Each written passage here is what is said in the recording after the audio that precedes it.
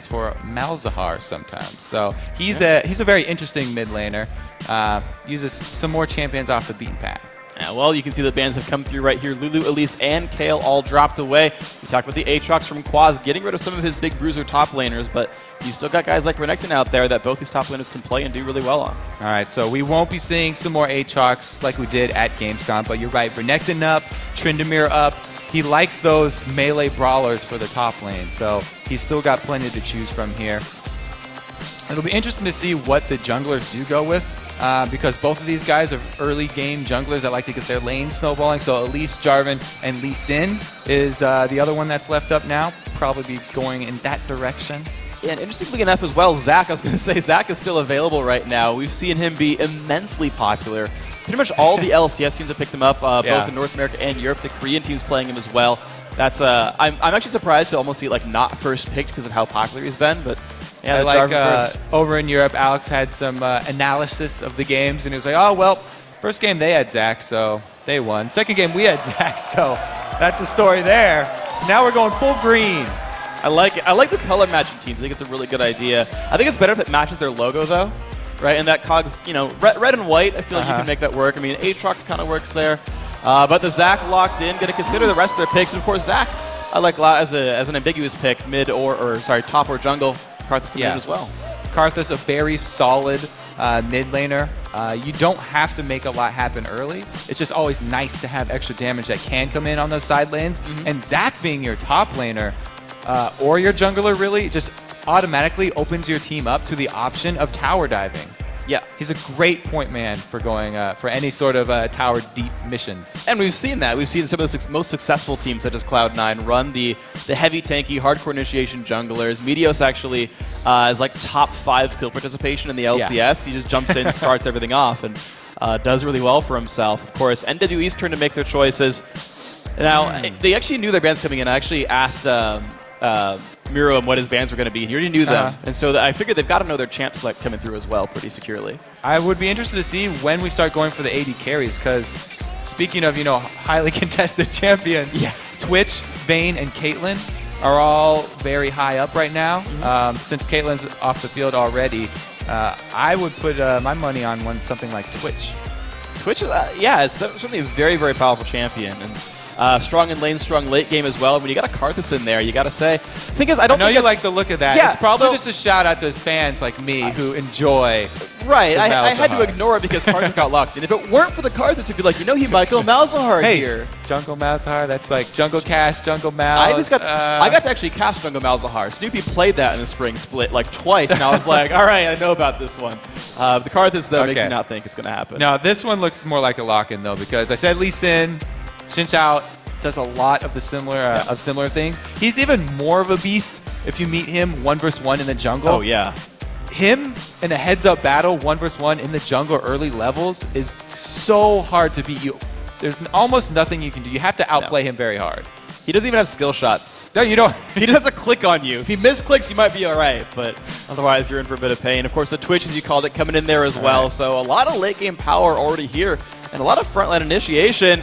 The Anivia coming out. It's not actually happening, though. The Zillion, though. Zillion's definitely a legit pick.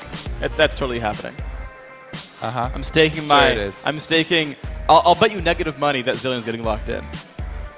So you'd bet me a debt? Yes. I don't think I'll take that bet. All right, well, we'll see. Of course, they got a couple seconds more to pick their champions. Looks like they left the mid and top laners open. So, I mean, to be fair, one of those could actually be played. Shao is very versatile. He could go with an assassin here. He plays more Kassadin than he does Ahri, though. So that's why they banned out the Kassadin. They could go with another assassin, though. Yeah, I mean, right. Looking at it, the double ninjas coming through. It looks like they're going to let those tick away. The Zed coming back, the Kennen as well. And now it's time for COG's last pick. Okay, so over on the other team, Cognitive Gaming, iDream is really known for his top lane Zed. So if Quas is actually going to be the one taking that Zed, then he'll be going against someone that really knows the matchup. But if he takes the Kennen instead, I think he'll actually have a better chance. Because when you 100% burst Zac with Zed, you can shadow slash it rains down bloblets, but it buys a lot of time for jungle support or somebody to show up. And we'll just the support coming through at this point. We'll see what the grab ends up being.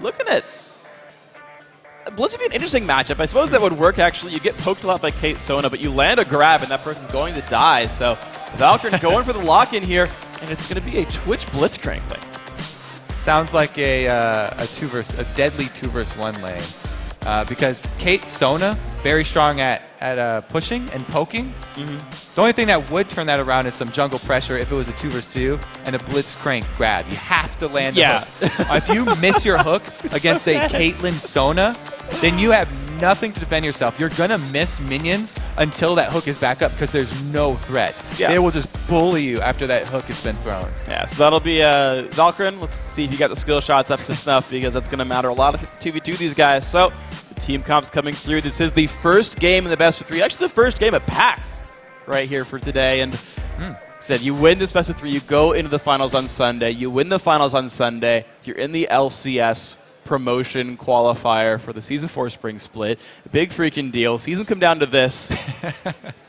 It's a really important game for these guys. What can I say? Yeah, it is. That's how the story's supposed to go. Yeah. You win, then you go into the finals. You know, it doesn't matter who wins. They're not. Then you're in the North American LCS. It's not a big deal. I think it's just another day in the park for these guys. All right. So we do have some decent early game pressure here from COG because they did go with that Xin Sao, and because Xin Sao will gank a Blitzcrank lane no matter what. I mean, that's a very good lane for him to gank, because even if you do miss your hook, it sort of baits the other your opponents into going aggressive. So they'll be far up, and even if you miss your hook, he can get in there. And you got to think it's got to be easier to land a hook as well when Xin Zhao gets the knock-up, actually charges in, lands the 3-talon strike. So there's good setup on both sides, I suppose. We'll see what ends up happening. Guys, you can tell the crowd is here. They are happy to be here at PAX. We are as well. And up on your screen, the red team, Cognitive Gaming, the blue team, New World Eclipse. And these are some very good players, by the way. NWE, 3 of their 5 members are challenger solo queue. Oh, yeah. These are some real good players. So, Quas here, the story behind him, why everyone thinks he's so good, he's kind of like that kid that didn't have to study before a test at all, and he would just come in and ace the test anyway. He didn't play much ranked at all, and just decided that he would like to be challenger. You know, that'd be kind of cool. He got it in a little over 4 weeks. You went from like Gold 1 to challenger in like a month. That's very, very fast. He's definitely that guy. So, and he's going to be the one who has Zed here. So they didn't actually pull that switch. Yeah, interesting. So Doran's Shield actually for both the top laners. Maybe they're actually thinking that 1v2s might happen. I feel like, I guess for Zach it would make sense either way. But COG, they're going in for the early invader here. They're all stacking up on the blue buff. And what I like is the ward they put down on the other side of the wall. That ward will help them spot where the duo lane of NWE goes, or where the lane assignments go at all. That tells me COG's looking for a lane match. Whether they're looking for the 2v2, although you said without hooks it's unlikely, or looking for the 2v1, they'll have better information for this one. Neither team has actually seen the other, though, and it's all just guesswork right now. There were 2 pings that went out from NWE in the 2 possible locations that COG were, and because COG recalled, they don't have any confirmation of that. So they're all operating on guesses. And when you're guessing against Blitzcrank, it's very dangerous. So it's a good thing they got this ward in here very early. Yeah, COG being very safe. You can see the lay waste, checking the brush there from Zamphira. Says, I'm going to be safe. Let's just start our jungle. Yeah, they aborted their plan of going over to steal that blue. They were thinking about it before, but as soon as they showed up, 4 members of COG and a Blitzcrank, they're going to cancel that mission. Yeah, so there's the pings coming off. Actually, so pings went down on the ward, actually. So NWE, they're aware of a lot of these lane movements now. And we have a role swap here for NWE. It's not a very big role swap because they're just the 2 solo laners changing which lanes they're in. But Quas is actually going to be in that mid lane, the shorter lane, so that he can go up against this Karthus and use his combo to actually get the kill instead of just popping bloblets. Now let's see what they can do with this guy right here. Quas going to have to sit in this matchup. And of course, you got to figure Zed probably has more room to be aggressive here, as long as he can dodge a couple of lay waste right here. Captain Ziploc going to get through the rest of his jungle. As you said, some early game junglers are...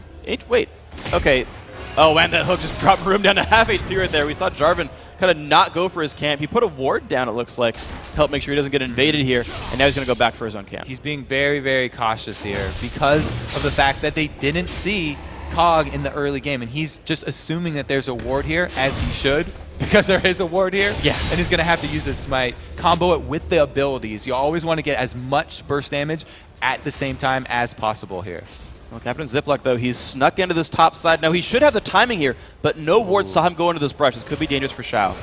He's getting fairly far up here, and they also saw Jarvan because of that blue ward, so they know there won't be a counter gank potential right here in the top lane.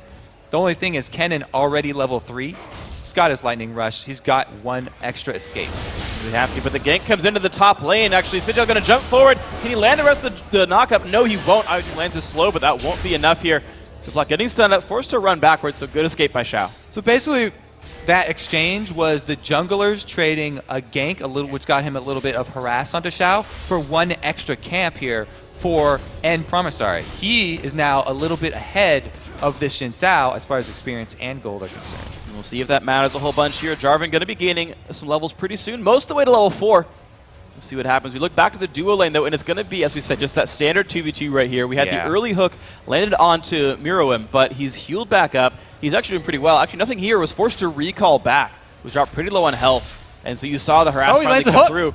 Oh, it's going to be dangerous. More damage onto that Caitlyn, actually. Done a half HP onto the turret, but put some harass back there, and Valkrin realizing, 2v1ing, not the best for me. So that's what happens when you land a hook and your AD carry's not there. Yeah. You don't always want the high percentage hooks to land. He did get a tower shot onto Caitlyn, but took more damage in the exchange. Oh, this could be rough then. And npromsiri, look at that. A vision ward already down on the brush as well, so he's snuck in without getting spotted. But there's a counter gank getting ready here for Captain Ziploc. And we're already seeing the effects of those different choices in the early game. 1 level up here for Jarvan means if they had a 3 versus 3. What a good hook, though. Miro forces flash away, but there comes a knockup, the double knockup from Jarvan. Ziploc down to half HP, 300 health left on him. There's going to be a disengage on both sides. Looks like he has a very good hook here. The skill shots for Valkrin landed pretty well. But like I said, the Jarvan was actually a level up here, and he was in place for the counter initiate. All right, well, nice job right there. Both teams reading it pretty well. Still got to applaud Valkrin for landing at least the 3 that I've seen so far. And we just look back at the top lane, though. Standard harass game right here. Looks like these guys are going to be in pretty good shape either way, 34-30. I feel like they're just going to be fine up here just doing their farming thing. And because iDream really wants to build a Spirit Visage, it's actually going Negatron Cloak very early here. That with Doran Shield means he has a lot of very early mitigation. And it's going to be very hard for Shao to actually harass him down. You're going to see that right there. Shao bring him down to half HP. iDream is saying, well, I'm just going to take some Bloodlets up, push the wave, and I'll heal the next time around. Actually recalls back a little bit early. Only has 300 gold, though. Nothing much he's going to buy there. So puts the ward down. He's going to keep laning. But let's take a look actually at this mid lane, though, because it's actually very, very different. Quas, 46 minion kills. Zamphira, only 27. So actually a really big lead being built in the mid lane matchup. Now, they wanted that switch for 2 reasons here. One is because of the abilities that we talked about Quas. He's just a natural sort of at this game. He has very good mechanics. But they also want the kill potential on Karthus. So he's doing a very good job, you can see, using his Shadow to make Zamphira back off from the creep waves. And even though Karthus is one of the best mages at CSing from afar because of Lay Waste, still having a tough time. And speaking of having a tough time, look at just the gold lead. No kills, no turrets, no dragons. 600 gold in the lead for New World Eclipse just from laning mechanics, just from Outlast hitting their opponents here. I gotta say, it's really important for these guys. Because Quas is the one with the lion's share of that gold, he's got the highest CS. It's going to be a split-pushing Zed, a scary split-pushing Zed very early on in this game. So we already have to start thinking about what COG can do to go answer that split push. Will they send a single person, or will they look for a tower dive with that Zac that we talked about, which is very important if you want to run with that strategy? That'll be an interesting set of options here. You're right, because they can really start fights, or they can try to just do the... Let's try to fight him with a Zac or something. I mean, iDream's having an okay game. 51 compared to Quas' 62 is not that far apart, so I feel like he can keep scaling up. Zac is 6. He's still... I mean, we watch him fighting Shao, but I feel like these guys are going to keep their sustain going, and I don't think we'll see these guys get any dual kills. Especially with no jungle action up here. It's not, unless they get bored, like we've seen several times before. Just go for it. It's just time to use the ultimate and pop that one off because they get a little anxious. I mean, or if you're Wild Turtle, flash into the base by yourself, 1 versus 4. Yeah, another hook! And here we go, the jump in on Meruem. No counter kick is here this time. His flash still down. First blood, and the hook on the miwi. This could be bad. The damage still coming across. 3 talent strike almost back up. He says, you know what, you're right, I'm going down. Captain Ziploc taking the other kill. That's a really good counter engage. So that Shao ganking a Blitzcrank lane that I talked about, it's definitely one of the favorite combos right there. And you just saw it's because he can charge in with the slow, and then Valkrin got the pull to get a double kill here. So 2-0 means they're also going to have control of this dragon area, and even though they don't have a pink ward down, they know there's no way that there can possibly be enough members of NWE to stop them. It's not going to happen at all. So there we go, pulling it back, get a little bit away from the side of the wall, and there's the last hit up on the dragon. Spike came a little bit early from Captain Ziploc, but still going over to COG. Good stuff. It's one of the bonuses as a jungler for ganking the bottom lane. If you are that successful, then you're rewarded with the very early objective that gets your team off to a huge lead here. This, by the way, we talked about it already. Before any kills, NWE were ahead. So COG needed to make something happen. That was crucial for them. And you got to figure with a... Oh, so I have a question for you then on this one, because they have like the Twitch and Karth. We talked about them being late game scaling champions, really good in team fights, a lot of damage output, but Quas was ahead early. This split pushing Zed, who was bigger than anyone else, was going to win any duels. Like, in terms of late game power, is that a really scary thing? Was COG like running out of time to win the game? Or well, it's going to be the different playstyles here. NWE is probably going to favor that split push with the Zed because their money is focused on one player. So they can take advantage of that by having the rest of the team try and wave clear. They've got Caitlyn, so they should have a decent wave clear with just the 4-man team. Whereas COG, you're right. The reason Karthus is a good late game champion, he's good at late game team fighting. So they're going to be trying to group up as 5. We'll see if the NWE group can split up COG or if it's all going to work together like a well-oiled machine for these guys. I love that one. Thank you. That was juicy. Thanks. But yeah, so the late game for COG, it is also going to rely upon some skill shots landing. Valkrin's already been making a great showing with his pulls. Yeah. So that's one thing that can come from. But also, landing that long-range elastic slingshot is difficult to do because you have a tell. You have that shadow that will appear as soon as you cast it wherever you're going to land. And if NWE are looking for that, they can just dodge out of the way, even if you charge it up from out of vision. Yeah, it's true. So we'll see what kind of dodging these guys can do. Of course, I kind of want to keep looking at that dual lane because we talked about it a bit early on. Actually, we got to slow onto Quas, though. Yeah, it's going to be the real tell right here. Quas taking a bunch of pain. Exhaust comes down as well. The damage coming across. Flash, so doesn't get over the wall. Puts the damage back on his Zamphira. Will it be enough? That's a bunch of pain. Ignite's going to tick one more time, and that's it. Not picking up the kill. 50 health left on that Karthus. Oh, we talked about the mechanics there. A little short on the flash. A little unfortunate there. Yeah, no, that's... You can't say more about that. He can't get over the wall, head plant into it, and he pays for it with his life. Almost turned it around. After he failed, though, he didn't hesitate to turn around and fight. One more attack, and he would have gotten an answer kill. Very nice try there by Quas, but we're looking at this duo lane, and even though the gank came through and picked up 2 kills, you're still seeing lane dominance here by New World Eclipse. That turret down to about 2/5 health. Valkrin wanted to go forward. Of course, the Sinjao coming around through the jungle. He's going to be spotted by a ward, though. And we already have Caitlyn and Sona in a decent position. They're not going to be worried about that. Yeah, they're pretty safe. So I wanted to go and talk about actually the duo lane before that. Unfortunately, Ziploc ganked me. He's pulling a Svenskeren on me. But basically, early Philo Stone from Valkrin. So he's getting some extra gold. Also has a little bit of sustain. But first, the top lane fight, iDream and Shao fighting each other. The Requiem coming across. That could be enough. Shouster's going to go down. Nice kill picked up there. COG now 4-0 this game. So there we go. He did get to use the Requiem. Now he's got some extra assist money on top of that. And Karthus, he's all mana right now, but we have another hook bottom. miwi down to 300 out. Double crescendo lands to go on to nothing here. Exhaust comes across. Will he die to the dots? Looks like he's not going to actually go down. Beautiful mechanic. Stuns him. Lands the exhaust and gets out. No counter kill from Meruem. A little short on that Peacemaker, and Quas was heading down the river already with some good roaming, but he doesn't make it in time, and now he's the one in a pinch. And Quas trying to run away again, throws some shuriken and says, I guess I'm okay now, I'll go back to my lane soon. It would be dangerous for him. You almost saw him come around by the river back to get to his main lane, but yeah, after his shadow's down, very, very dangerous. He also does not have flash. That's a mistake that You don't make it this low, yeah. As Dyrus says, there's two ways through the jungle. One is dangerous, we'll say, and one is safer, but takes a little bit longer. You usually want to go that safer route. Probably makes sense. Dyrus, one of the best flying in general. He's really good at knowing when things are up. So 4-0 this game. We talked about the landing mechanics being better for New World Eclipse. COG, though, getting a lot better ganks here. 2-0-1 for Captain Ziploc. He's doing a very good job of locking down NWE. Yeah, and up top, iDream is doing a really good job. With that kill, it gave him the confidence to go for his spell penetration. Boots second here. He hasn't even finished that Spirit Visage. But there comes a jump in. Zamphira going to take a bit of pain, and there comes a jump on in. Down to half HP. He's going to survive the death mark, and the counter gate comes in. Ziploc jumping in on a Quas. 300, 400 health on him. Push back, and npromsiri. They're going to go in on that one as well. I don't think he has quite the chase, though. No kills picked up. But Meruem, he's not in a good place. 200 HP, tries to get away. One more attack, two more attacks. There it is. Nothinghere says you're going to go down. Miwi going to get knocked up as well. They could just one down. Valkrin still plenty healthy. Double kill picked up for Nothinghere thanks to the deadly venom of Twitch.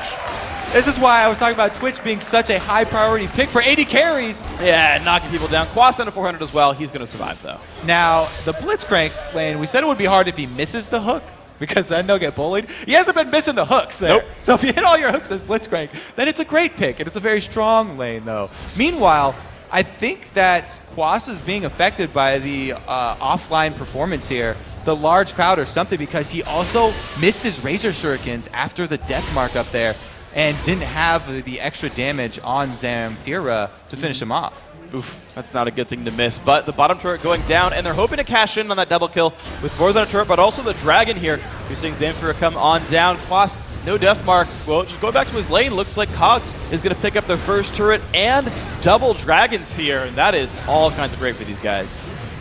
Everybody loves double dragons. Quas is definitely going to, or excuse me, NWE are definitely going to have to start controlling that, because they're falling behind very quickly to this AoE endgame teamfighting composition that we're facing here. And unless Quas puts the team on his back and carries him through the split push, we'll see what happens.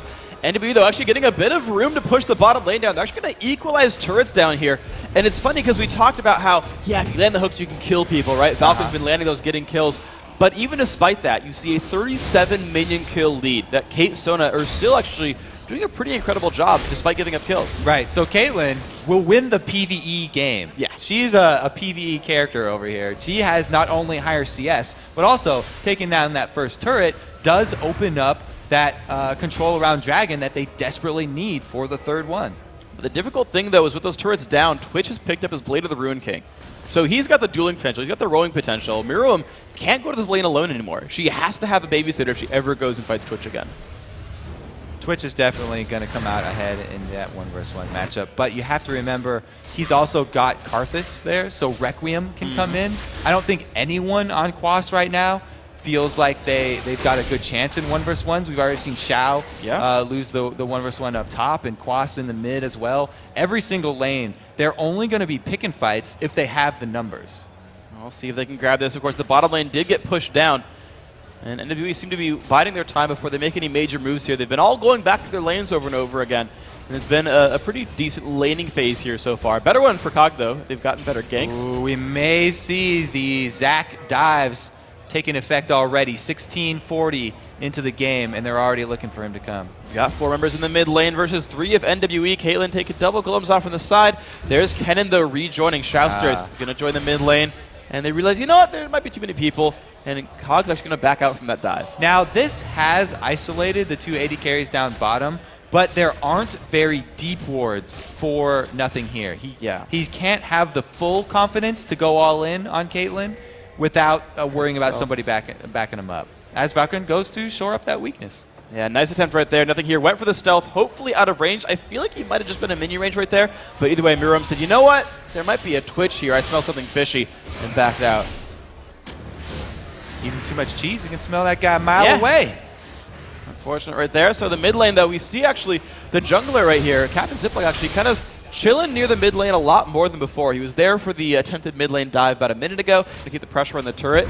Nothing here, just kind of keeping a split push farm. Ironically, by the way, we've actually got a split pusher for COG. Oh, another engage. Yeah, I don't think Shao's going to like this one very much. Requiem comes across. Zamphira picks up the kill. 7-0. COG. Everything is going their way right now. Oh, and they've already got Karthus stacking. His Rod of Ages already has 20, so that's a little bit ways to go. The Tear of the Goddess around halfway, too. This Karthus is going to be a beast late game. It's looking scary, absolutely. The Twitch as well, 3-0-1, 130 minion kills on him. The Karthus, as you mentioned, scaling up. What's up? They're looking for something down bottom. I was hoping Valkrin could land something over the wall, catch Caitlyn, but we do have nothing here. Going Invis again. Goes into range, pops the Blade of the Ruin King. There's the flash hook, doesn't land from Valkrin. Meruem, this is going to be dangerous. Pops the barrier. Nothing here is going to survive. And, of course, Requiem is down now. Captain Ziploc coming to say, hey, don't dive my team. But you can still see Jarvan and Zed might be moving down. Nope, they turn around. All right. Do we still count him as having a very high hit percentage with his hooks? Because he hit that minion. And he could have seen the minion. Like, he would know that was there. That was just silly. Yeah, so he flash grabbed that sucker. Diving minions, by the way, turret diving minions. I mean, it got him 25 gold. It's better than, there you go, zero. Worth it. They do take the top turret, though, as all the confusion that was caused down bottom by that minion dive. They didn't know what happened. It was a good distraction. Yeah. He intimidated the rest of the minions to not fight in the top anymore. Said, Valkyr's coming for you, and so they hid, and they let iDream push the turret down. So 2-1 on turrets, 2-0 on dragons, 7-0 in kills. COG, by all those measures, are winning by a heck of a lot, and you can see a 4,500 gold lead for them. But keep in mind, minion farm has still been going pretty well for the other side. Nothing here, actually down 50 minions to Meruem. So that Caitlyn's still scaling up, still ready to be a scare. They're going to contest this one. And the jump in, nice smite by Captain Ziploc, picks that one up. They got a blue buff on Karthus, red buff on Ziploc, and they've got control of the jungle a little bit here. They might go for the mid lane afterwards. Yeah, Captain Ziploc just snatching that one away, and they do have a few seconds here before Quas gets to the mid lane. He's out of position! Oh, nice try right there by Valkrin. That could have been a kill picked up. Instead, the wave clear comes across for New World Eclipse.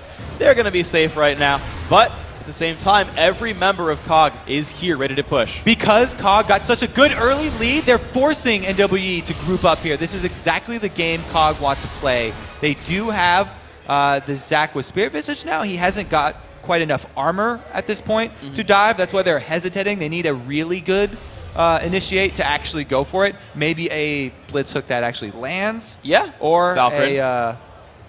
Valkrin.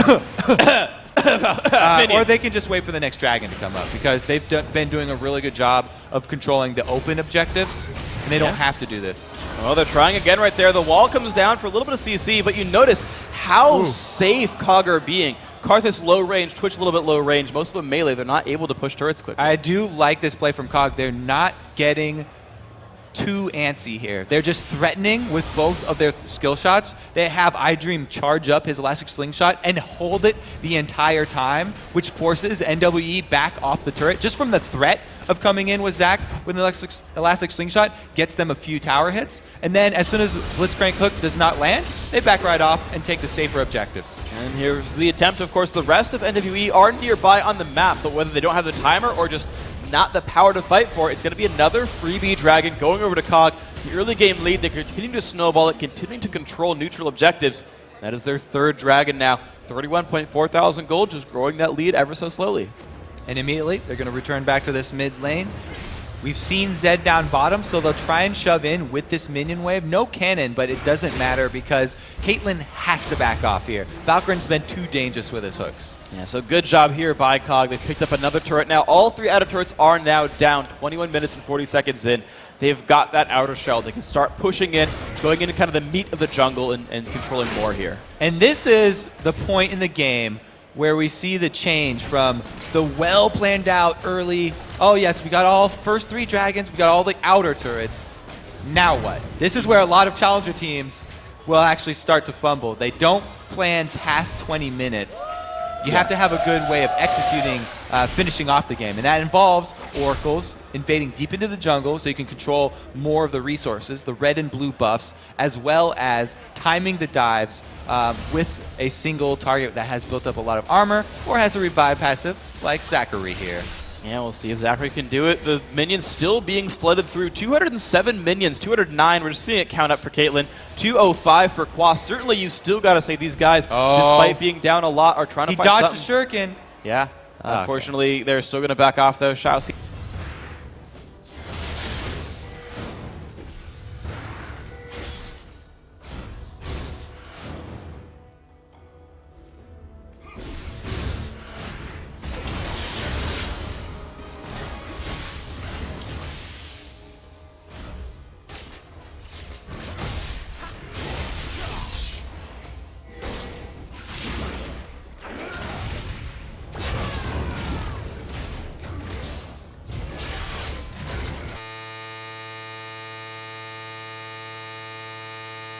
Well done. And it seems like with the shadows, you can dodge death as well as a bunch of other things. So good job there, Quas. Finally getting the mechanics, dodging that death timer. And here we go. Nothing here. And the rest of the team going to clear out some of the minions, push down some more, maybe get some turrets going. Yeah, you know, we can shout out the mechanics, but really, that was after iDream had already claimed his first victim. So his second victim, to be fair. This Zac is getting quite beastly. Yes, 2-1-1. Sunfire, Cape Spirit with his Sork Shoes, even going towards Brandu and Zoman at this point. That is a very beastly amorphous blob. See now, Valkrin still looking for the hook. Has an Oracles, no wards on him, but goes into range of the turret. Now, COG don't have iDream with them, but he hasn't shown on the map either. So yeah. NWE can't be sure of his position. Scumbag Valkrin, by the way, dodged the ace in the hole. I don't know if you saw it. He's like, there's a red line. No, I'm going to let you do that one. you can take that one. Uh-oh, there we go. The red buff being started. COG has the timer here. Wards come down from NWE, and there comes the Zac! Smited away by Promsiri. They're going to have that one, but the fight might begin. The ult in from Sinjao. miwi up in front. Will he die before the crescendo? He can't get it off. The re-engage on the back line. 1 for 0 so far. Zamphira is going to go down 1 for 1. The back line still alive for COG. Ignite Burning is going to kill off Twitch. Very close fight so far.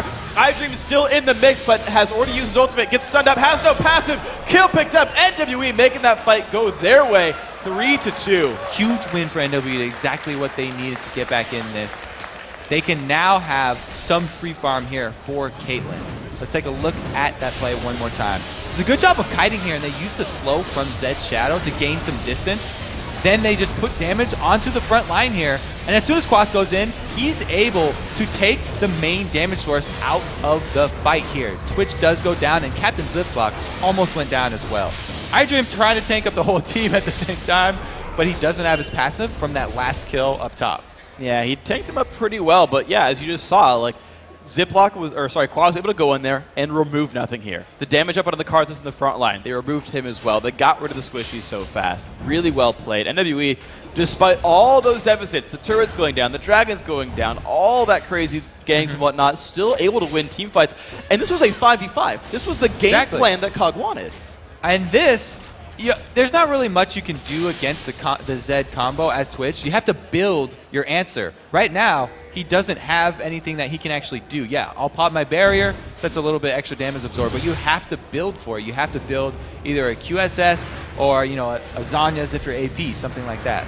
There's certainly just only a couple options, but he's just going offense right now. The jump in, iDream finds in Promsiri. A little bit of damage there. Jarvan kind of says, all right, I guess you can hit me a little bit, but here comes the rest of the team. The jump in on a Valkrin, double crescendo lands as well. There's a lot of pain coming across. Zamphira pops the Seraph's Embrace, gets exhausted. 1 kill picked up onto, there we go, 1 traded back though. Zamphira still getting chased down, 1 kill, and there's the death mark. Nothing here, taking a bunch of pain, but he's not going to go down. The Requiem is going to kill off Shao. Double kill actually, triple kill overall, and then as an ace, a 5 for 2 in favor of COG. And that was COG catching out, and npromsiri getting so much damage onto the tank early. Usually like, oh, they use so much stuff on this tank that they caught, but actually, that's how they want to use it. And the crescendo here coming in onto 2 targets, able to get them back in this one as well. Even though he's able to get out of that Cataclysm, trying to keep Zamphira locked up, not enough here. Quas not able to finish off the Twitch this time, 1 versus 1, and with the Requiem coming in with the extra damage.